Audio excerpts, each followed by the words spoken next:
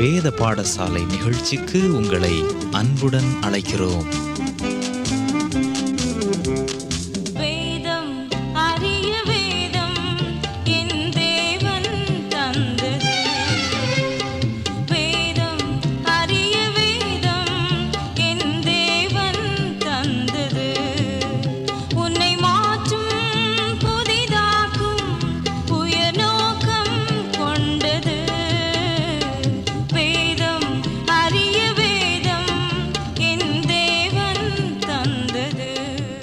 நேயர்களே, மலை பிரசங்கம் நமக்கு அருளும் சத்தியங்களின் தொடர்ச்சியை இன்றைய நிகழ்ச்சியிலும் கற்றுக்கொள்வோமா? கிறிஸ்துவுக்குள் பிரியமானவர்களே, பழைய ஏற்பாட்டை கற்று வந்த நாம் இப்போது புதிய ஏற்பாட்டினை, குறிப்பாக நற்செய்தி நூல்களை கற்று வருகிறோம். இயேசு கிறிஸ்துவின் பிரசித்தி பெற்ற மலை பிரசங்கத்தின் சத்தியங்களை படித்து வருகிறோம். 8 அழகிய குணாதிசயங்களை கற்று வந்த நாம் தற்போது இயேசு கிறிஸ்து கூறும் 4 உருவகங்களை கற்றுக்கொள்ளப் போகிறோம். இயேசு கிறிஸ்துவை போன்ற குணாதிசயங்களை அடுத்து இயேசு கிறிஸ்து அந்நிய கலாச்சாரங்களை தாக்கும் சில அழகிய உருவகங்களை விளக்குகிறார். மத்தேயு 5ஆம் அதிகாரம் 13ஆம் வசனம் முதல் 16ஆம் வசனம் வரை வாசிக்கிறேன், கேளுங்கள். நீங்கள் பூமிக்கு உப்பாயிருக்கிறீர்கள். உப்பானது சாரமற்று போனால் எதனால் சாரமாக்கப்படும்? வெளியே கொட்டப்படுவதற்கும் மனுஷரால் மிதிக்கப்படுவதற்குமே ஒழிய வேறொன்றுக்கும் உதவாது. நீங்கள் உலகத்திற்கு வெளிச்சமாயிருக்கிறீர்கள். மலையின் மேல் இருக்கிற பட்டணம் மறைந்திருக்க மாட்டாது. விளக்கை கொளுத்தி மரக்கலால் மூடி வைக்காமல் விளக்கு தண்டின் மேல் வைப்பார்கள். அப்பொழுது அது வீட்டில் உள்ள யாவருக்கும் வெளிச்சம் கொடுக்கும்.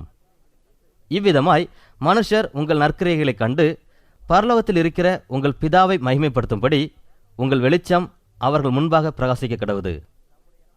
அன்பானவர்களே, இயேசு தம்முடைய அருளுரையை வழங்கும் மலைக்கு நேராக நம்முடைய கவனத்தை திருப்புவோம். இதனை நாம் முதல் கிறிஸ்தவ சிறப்பு கூட்டம் என்று அழைக்கிறோம். இந்த சிறப்பு கூட்டத்தின் நோக்கம் தேவைகளோடு மலை அடிவாரத்தில் காத்திருக்கும் மக்களின் தேவையை சந்திக்கும் பரிகாரிகளாக இயேசுவின் சீசர்கள் செயல்பட வேண்டும் என்பதே ஆகும். இந்த அருளுரையின் சூழலை படிக்கும் போது இயேசு இந்த கூட்டத்தினரை 2 குழுக்களாக பிரிக்கிறார் என்று கற்றுக்கொண்டோம். முதலாவது, மலை அடிவாரத்தில் இருப்போர், பிரச்சனைகள் வேதனைகளில் பங்கு கொள்ளும் கூட்டத்தினர். இரண்டாவது, இயேசு அருளும் பரிகாரத்தில் பங்கு கொள்ளும் கூட்டத்தினர். மேலும் இந்த அருளுரையின் சூழல் விசுவாசிகளாக மாறுவதனால் ஏற்படும் பிரச்சனைகளையும் விளக்குகிறது. பின்னர் அருளுரையின் பொருளடக்கத்தில் விசுவாசிகளிடம் காணப்பட வேண்டிய 8 அழகிய குணாதிசயங்களை கற்றுக்கொண்டோம். இவைகளுக்கு பின்னர் இயேசு விசுவாசிகளின் குணாதிசயங்கள் அந்நிய கலாச்சாரத்தை எவ்வாறு தாக்குகிறது என்பதை கூறுகிறார். இதனை இயேசு 4 உருவகங்கள் மூலமாக விளக்குகிறார். அவையாவன: நீங்கள் பூமிக்கு உப்பாயிருக்கிறீர்கள், நீங்கள் உலகத்திற்கு வெளிச்சமாயிருக்கிறீர்கள், நீங்கள் மறைந்திருக்கக்கூடாத மலையின் மேல் இருக்கிற பட்டணமாயிருக்கிறீர்கள், நீங்கள் விளக்கு தண்டின் மேல் இருக்கும் விளக்காயிருக்கிறீர்கள் என்பவைகளே ஆகும். இயேசு மலையின் மேல் என்ன செய்து கொண்டிருக்கிறார் என்பதை சுருக்கமாக கவனிப்போம். மத்தேயு 5ஆம் அதிகாரத்தில் இயேசு கூறும் 8 குணாதிசயங்கள் மட்டும்தான் இயேசுவின் செய்திகளாகும். ஏனைய பகுதிகளில் அவைகளை நம்முடைய வாழ்க்கையில் எவ்வாறு நடைமுறைப்படுத்துவது என்பதற்கான விளக்கங்களையே இயேசு கூறுகிறார். இந்த விளக்கங்களைத்தான் மேற்கூறிய 4 உருவகங்களிலும் வாசிக்கிறோம். மலை பிரசங்கம் விசுவாசிகளாக மாறுவதனால் சந்திக்கும் பிரச்சனைகளையும் குணாதிசயங்களையும் விசுவாசிகளுக்கு இயேசு விடுவிக்கும் அறைகூவலையும் படம் பிடித்து காட்டுகிறது. விசுவாசிகளின் குணாதிசயங்கள் எவ்வாறு அந்நிய கலாச்சாரத்தை தாக்குகிறது என்பதை விளக்க இந்த 4 உருவகங்களை உபயோகிக்கிறார். இந்த உருவகங்களின் பொருள் என்ன? முதலாவது, நீங்கள் பூமிக்கு உப்பாயிருக்கிறீர்கள். இதற்கு இயேசு கொடுக்கும் பொருள் என்ன? அந்நாட்களில் பொருட்களை பதப்படுத்த குளிர்சாதன வசதிகள் இருந்ததில்லை. மாமிசத்தை பதப்படுத்த உப்பையே உபயோகித்தனர். உப்பில் பதப்படுத்தப்பட்ட மாமிசம் பல நாட்கள் கெடாமல் இருக்கும். இந்த பொருளில்தான் இயேசு இந்த உருவகத்தை உபயோகித்திருக்க வேண்டும். நீங்கள் பூமிக்கு உப்பாயிருக்கிறீர்கள் என்று கூறுவதன் மூலம் இயேசு உலகையும் தம்முடைய சீஷர்களையும் வெவ்வேறாக பிரித்து காட்டுகிறார். இதனால் இயேசு உலகை கெட்டுப்போன மாம்சத்திற்கு ஒப்பிடுகிறார்.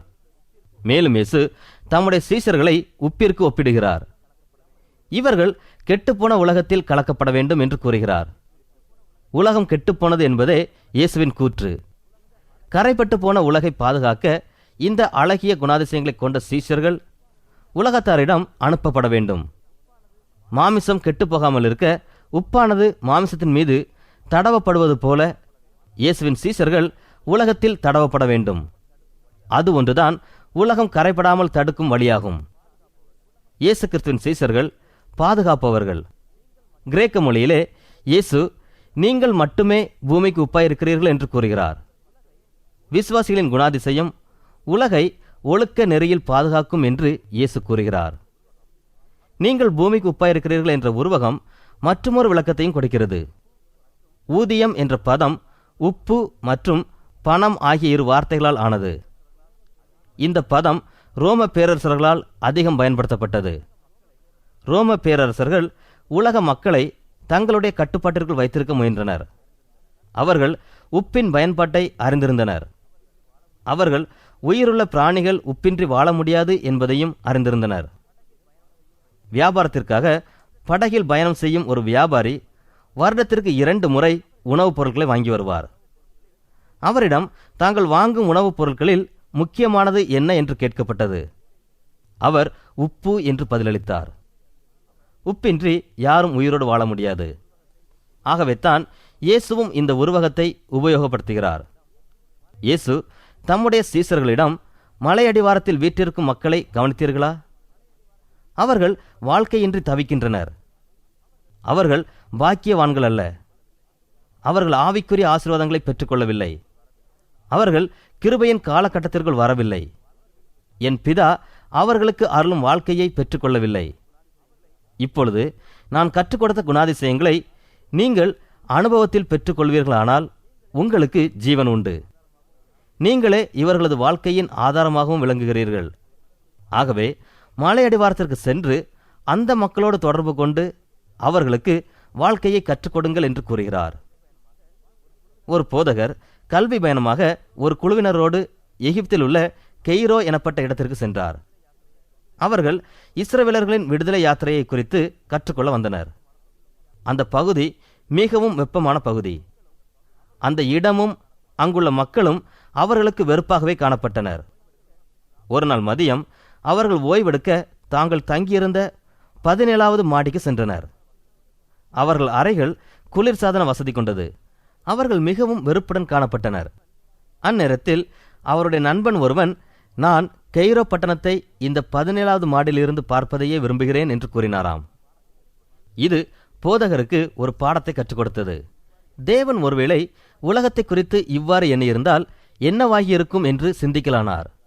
தேவன் மாம்சமாக அவதரிக்காமல் நம்மிடையே வாழாமல் இருந்திருந்தால் அவருடைய கிருபையையும் சத்தியத்தையும் நாம் அறிந்திருக்க முடியுமா? நான் எந்த நிலையில் இன்று இருந்திருப்பேன் என்று சிந்திக்க தொடங்கினார்.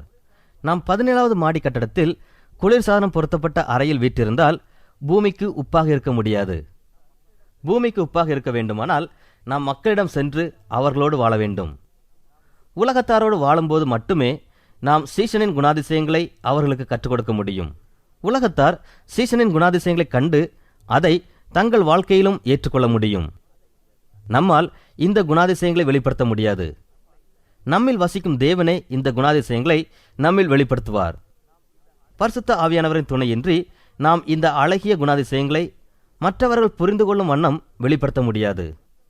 நாம் பூமிக்கு உப்பாயிருக்கிறோம் என்பதை பரிசுத்த ஆவியானவரே நம்மில் வெளிப்பட செய்கிறார். பரிசுத்த ஆவியானவர் நம்மில் தங்கியிருக்கும் போது நாம் பூமிக்கு உப்பாக செயல்படும் ஆற்றலை நமக்கு தருகிறார். இரண்டாவதாக, இயேசு தம்முடைய சீசர்களை குறித்து கூறும் உருவகம் நீங்கள் உலகிற்கு வெளிச்சமாயிருக்கிறீர்கள் என்பதாகும்.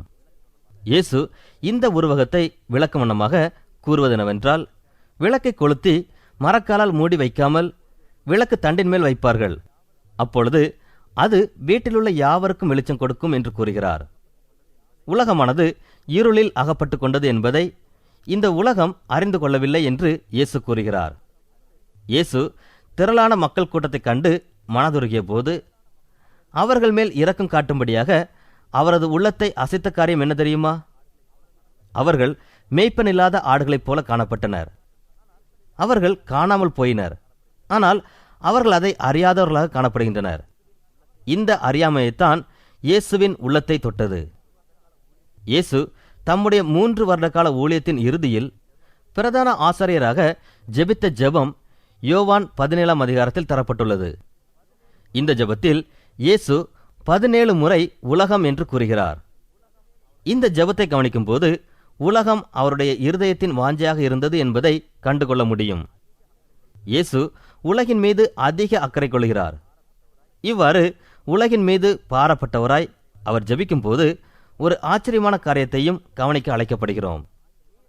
உலகத்துக்காக வேண்டிக் கொள்ளாமல், நீர் எனக்கு தந்தவர்களுக்காக வேண்டிக் கொள்கிறேன், அவர்கள் உம்முடையவர்களாய் இருக்கிறார்களே என்று ஜெபிக்கிறார். இங்கு இயேசு கூறுவதெனவென்றால், நீர் எனக்கு தந்தவர்களுக்காக வேண்டிக் கொள்கிறேன், அவர்களுக்கு அனைத்தையும் ஒப்புக் கொடுக்கிறேன் என்று ஜெபிக்கிறார். இதே பொருளில்தான் இயேசு நீங்கள் உலகத்திற்கு வெளிச்சமாயிருக்கிறீர்கள் என்று கூறுகிறார். கிரேக்க மொழியில் நீங்கள் மட்டுமே உலகத்திற்கு வெளிச்சமாயிருக்கிறீர்கள் என்ற பொருளில் பயன்படுத்தப்பட்டுள்ளது. உங்களால் அன்றி உலகம் இருளில்தான் வாழும். ஆகவே இப்பொழுது நீங்கள் உலகிற்குள் சென்று உங்கள் ஒளியை பிரகாசிக்கச் செய்யுங்கள். தேவனுடைய கிருபையினால் பெற்றுக்கொண்ட வெளிச்சத்தை உலகத்தாருக்கும் கொடுங்கள் என்று இயேசு கூறுகிறார். மேலும் இயேசு விளக்கை விளக்கு தண்டின் மேல் வைப்பார்கள் என்று கூறுகிறார். இங்கு இயேசு தம்முடைய சீசர்களிடம் கூறுவதெனவென்றால், என்னிடம் வரும் முன்னால் நீங்களும் இருளில் வசித்தீர்கள், என்னிடம் வந்தபோதோ ஒளியை பெற்றுக்கொண்டீர்கள். இப்பொழுது நீங்கள் பிரகாசிக்கிற விளக்காக காணப்படுகிறீர்கள். நானே உங்கள் வாழ்க்கையில் ஒளியேற்றினேன். நான் ஒருவனது வாழ்க்கையில் ஒளியேற்றும் போது ஒரு விளக்கு தண்டையும் ஏற்படுத்துகிறேன் என்று கூறுகிறார். இயேசு 3 வருடங்கள் தம்முடைய சீசர்களோடு வாழ்ந்த பின்பு, நீங்கள் என்னை தெரிந்து கொள்ளவில்லை, நான் உங்களை தெரிந்து கொண்டேன். நீங்கள் போய் கனி கொடுக்கும்படிக்கும் உங்கள் கனி நிலைத்திருக்கும் படிக்கும் நான் உங்களை ஏற்படுத்தினேன் என்று கூறுகிறார். யோவான் 15ஆம் அதிகாரம் 16ஆம் வசனத்தில் இயேசு பயன்படுத்தும் ஏற்படுத்தினேன் என்ற வார்த்தை கிரேக்க மொழியில் சரியான இடத்தில் அமர்த்தினேன் என்ற பொருளை கொடுக்கிறது. இது ஒரு இராணுவ அதிகாரி தன்னுடைய படையை சரியான இடத்தில் ஒரு நோக்கத்தோடு நிறுத்துவதற்கு ஏற்ற பொருளை கொடுக்கிறது.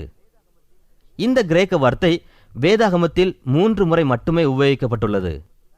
நான் உன்னை தெரிந்து கொண்டு கனி கொடுக்கும்படியாய் சரியான இடத்தில் நிறுத்தியுள்ளேன் என்று இயேசு கூறுகிறார். இதைத்தான் விளக்கு தண்டின் மேல் வைக்கப்பட்ட விளக்கு என்ற உருவகம் கற்றுக் கொடுக்கிறது. 4ஆவதாக இயேசு நீங்கள் மலையின் மேல் இருக்கிற பட்டணமாய் இருக்கிறீர்கள் என்கிறார். அது மறைந்திருக்க மாட்டாது. இயேசு கூறும் 8 குணாதிசயங்களையும் கொண்டிருப்பவர்கள் மறைந்திருக்க மாட்டார்கள்.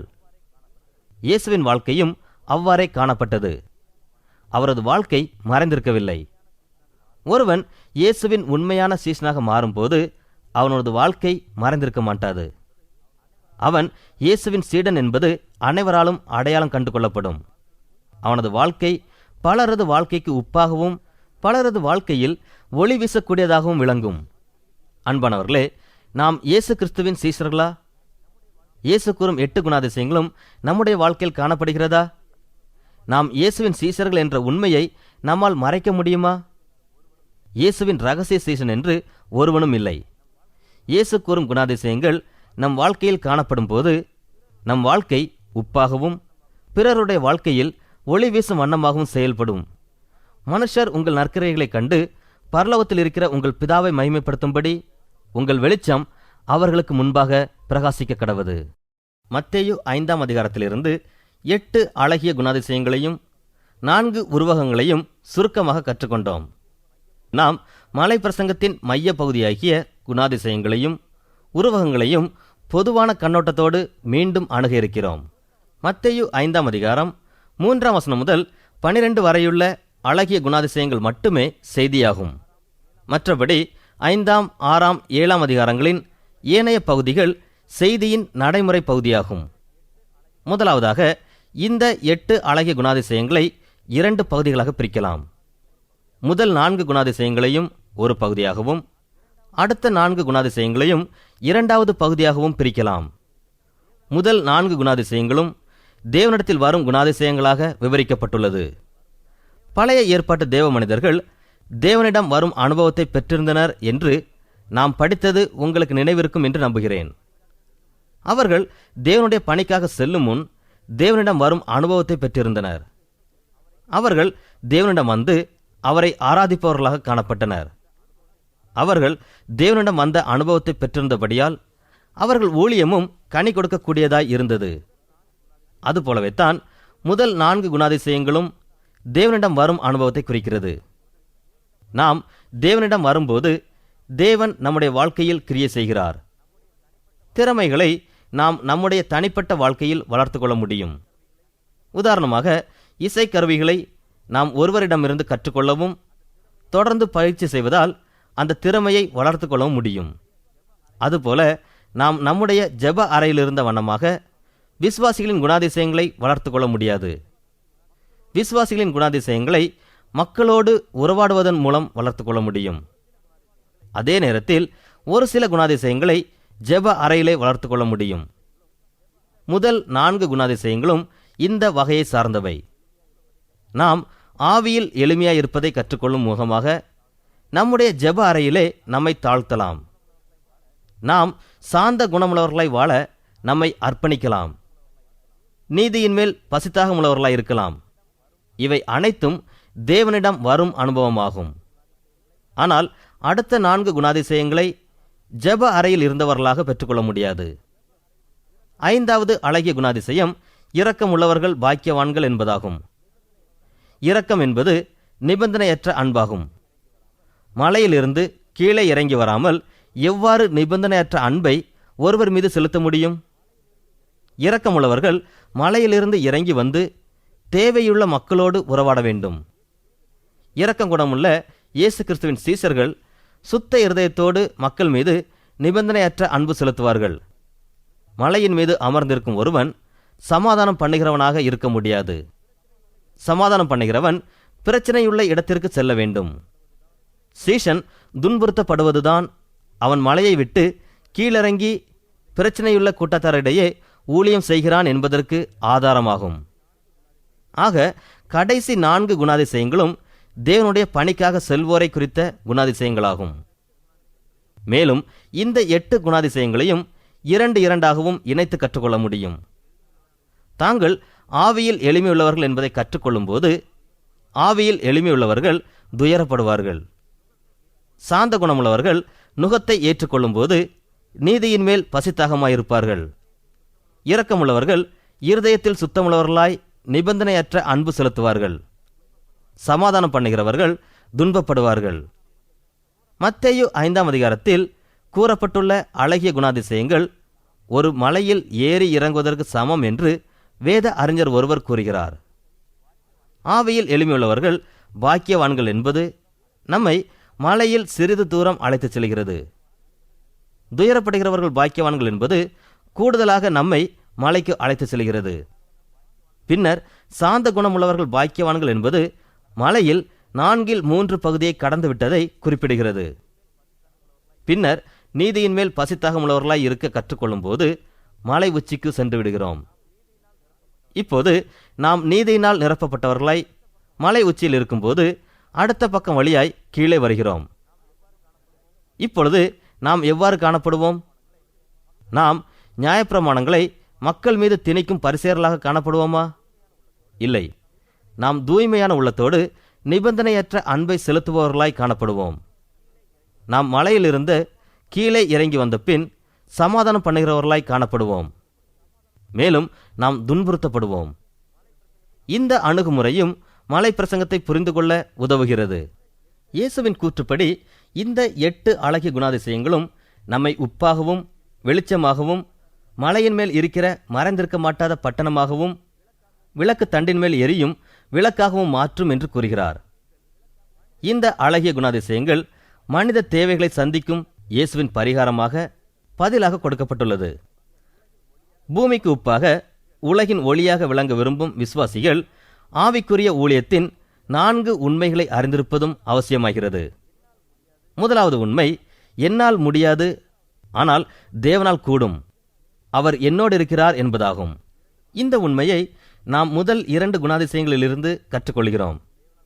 என்னால் முடியாது, தேவனால் கூடும் என்பதை ஆவியில் எளிமையுள்ளவர்கள் துயரப்படும் போது கற்றுக்கொள்கிறார்கள்.